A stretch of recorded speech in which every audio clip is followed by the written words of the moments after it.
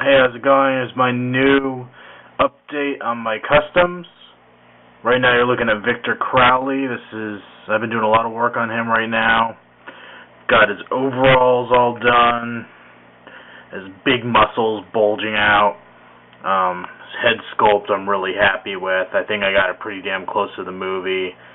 I'm going to add some hair on there because I want him from the beginning of the movie. Especially because I figure Hatchet 2, if they keep some continuity with the character, he'll probably be bald for that one. So, if I do a Hatchet 2 later on down the road, I could have the bald one and the one with hair. Then again, knowing it's, in the vein of Friday the 13th and all that, it'll probably look like a completely different guy, just with any look, I'm guessing. Let's see the back. The rest of the sculpting on there, I love the spine on him. That's probably the part I'm most proud of. But I'm really happy with the overalls, too. I think they're definitely a step up from what I've done on Leslie Vernon. But I still like the ones on Leslie, but these I think are a little more detailed. I think they're going to be a little more realistic looking once they're painted. I'm just overall pretty happy with this guy. Been doing a lot of work on him, and I think he's turned out really good. I'm working on a hatchet for him now, and obviously he's got a billion different things to kill people with, so I got a long road ahead of me on accessories and stuff like that. Probably do a display base because he does not like to stand up. But I made him off the new wrestling figures that came out, and I think I'm just going to buy those from now on because I've been buying clearance ones and I have had no luck. They've all been cheap and crappy, so I think this is the way I'm going from now on. I'm not going to skimp on quality because I think it'll just be a more quality figure in the end if I start with a quality figure to mutilate.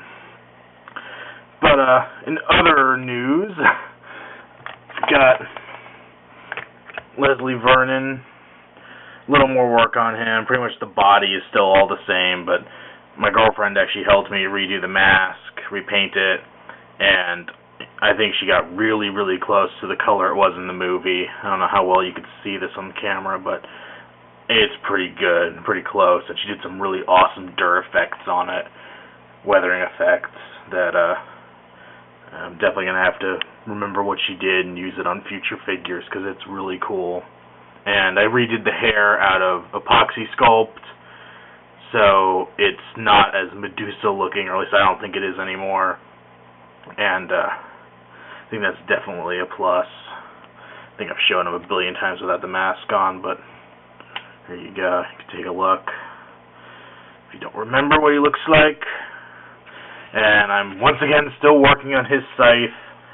This is a long time coming. This is like my 4th or 5th attempt at it. Hopefully I'll have it done soon. I have a good handle for it. I just need the actual blade.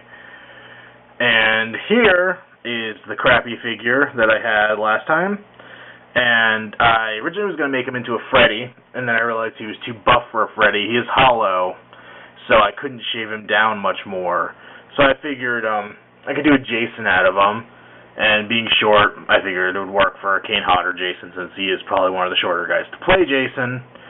So I'm going to do a Jason X, an Uber Jason, and at least that way, if I screw up and make it ugly, it was an ugly movie and an ugly design anyway, so maybe nobody will be able to know. Well, right now, this is just the undercoating to the metallic side. If you look in the movie, it looked like he had kind of like a reddish, muscly toned bodysuit going on. So I've sculpted and painted all that on him, front and back.